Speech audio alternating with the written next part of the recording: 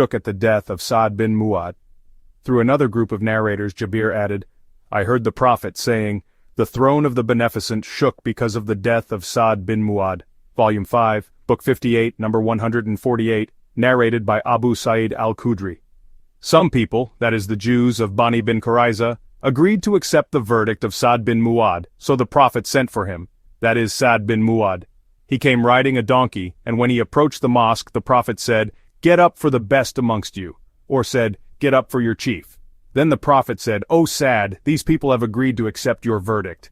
Sa'd said, I judge that their warriors should be killed and their children and women should be taken as captives. The Prophet said, You have given a judgment similar to Allah's judgment or the king's judgment. Volume 5, Book 58, number 149, narrated by Anas. Two men left the Prophet on a very dark night. Suddenly a light came in front of them, and when they separated, the light also separated along with them.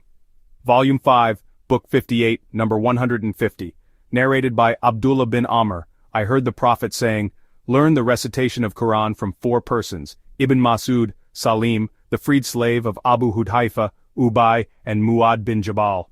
Volume 5, Book 58, number 151, narrated by Aisha. Aisha said, Before that he, that is Sa'd, was a pious man. Volume 5, Book 58, number 152, narrated by Abu Usaid.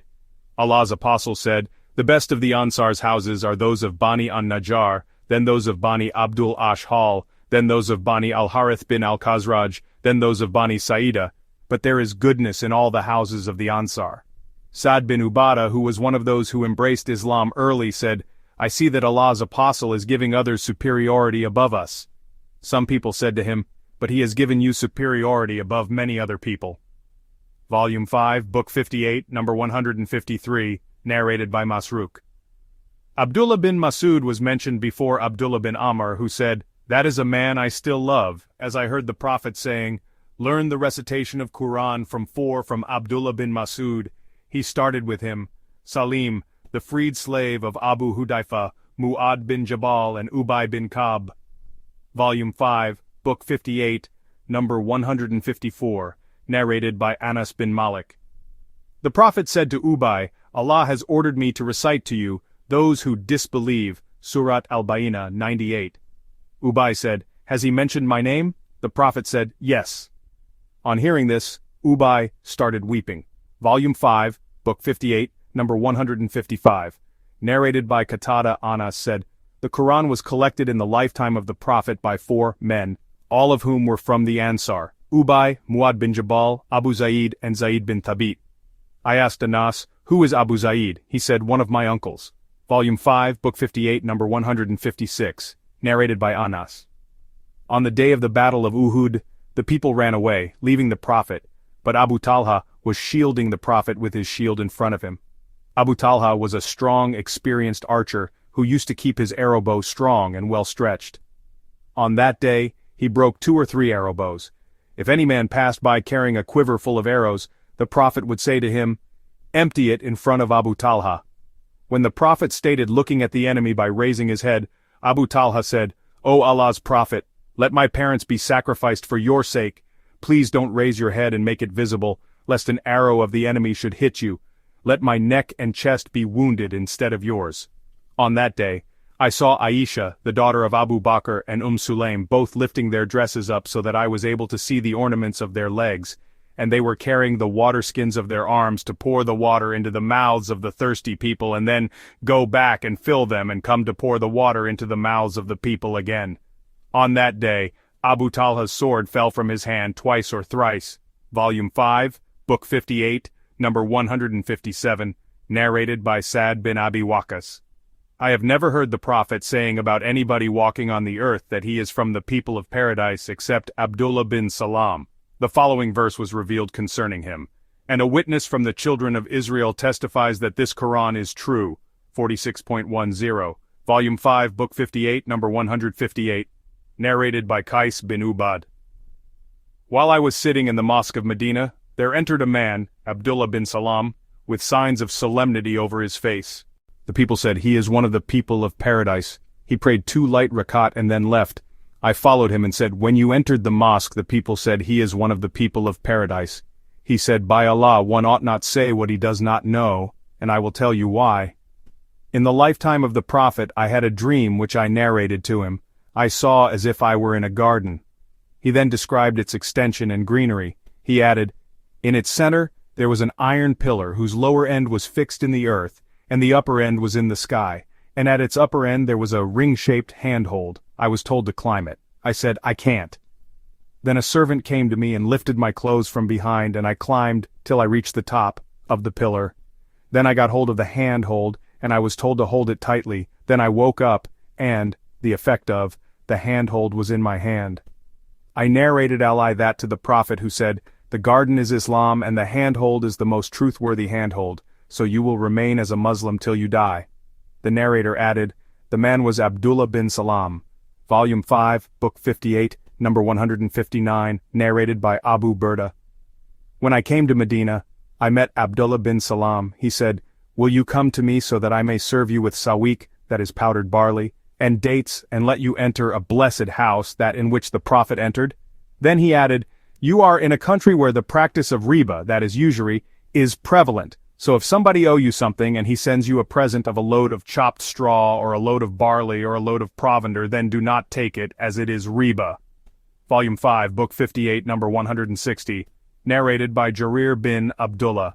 "Allah's apostle has never refused to admit me since I embraced Islam, and whenever he saw me, he would smile."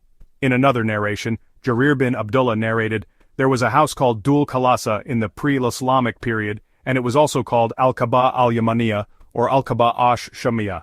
Allah's apostle said to me, 'Will you relieve me from Dul Khalasa?'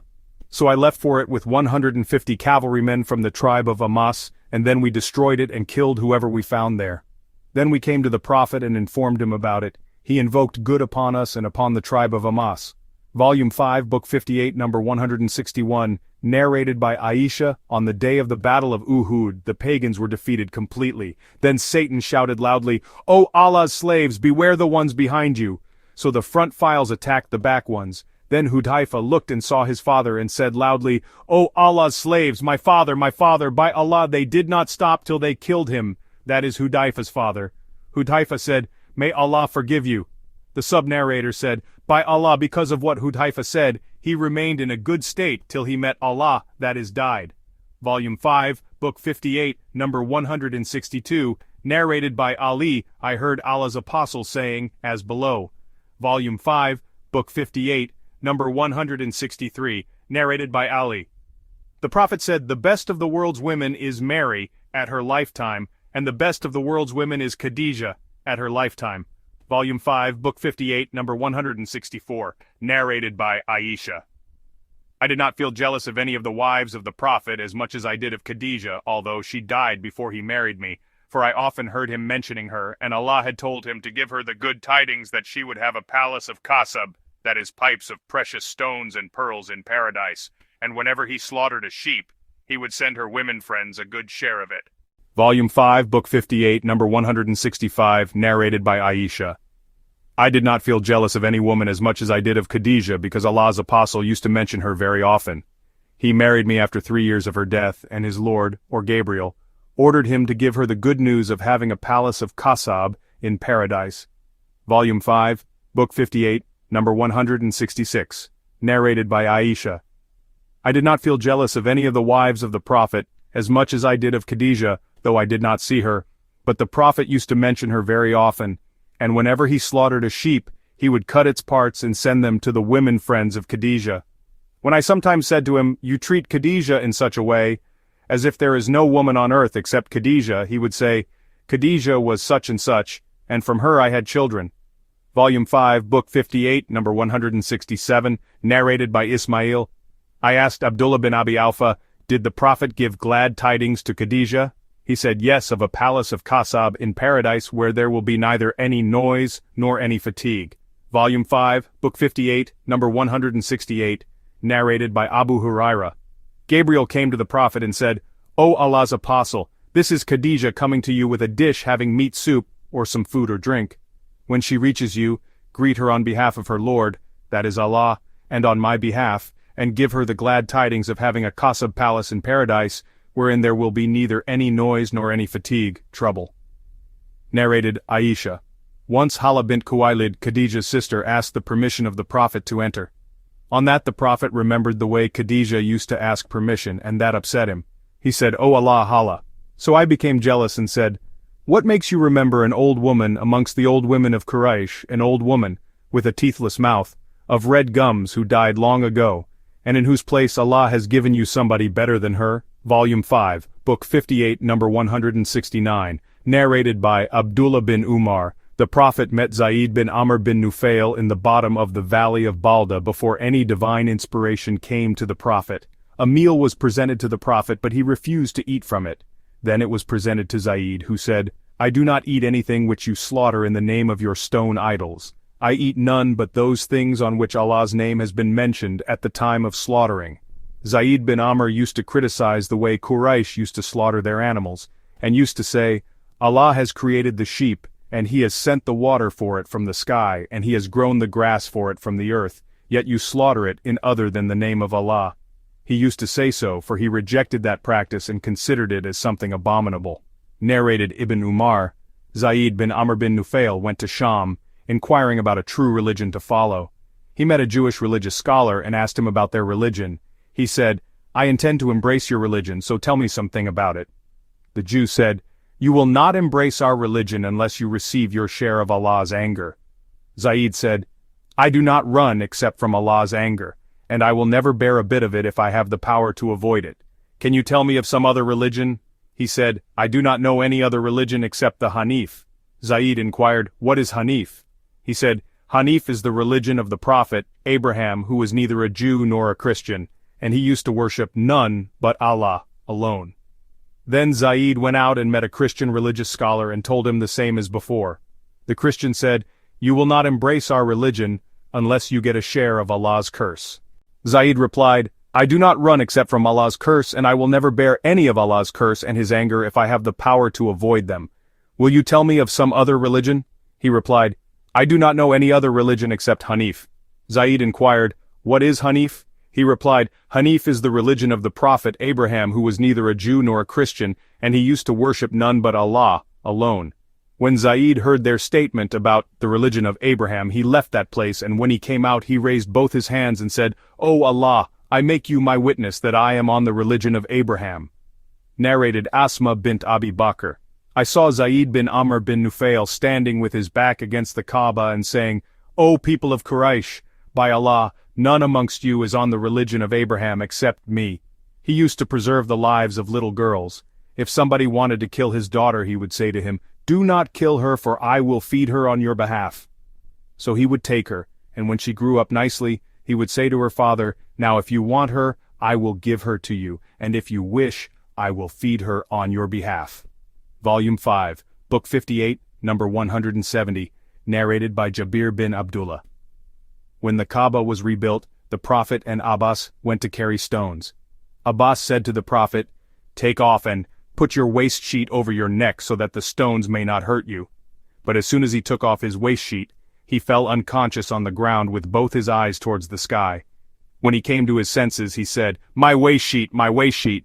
Then he tied his waist sheet round his waist. Volume 5, Book 58, number 171, narrated by Amr bin Dinar and Ubaidullah bin Abi Yazid. In the lifetime of the Prophet, there was no wall around the Kaaba, and the people used to pray around the Kaaba till Umar became the caliph, and he built the wall around it. Ubaidullah further said, its wall was low, so Ibn az-Zubar built it.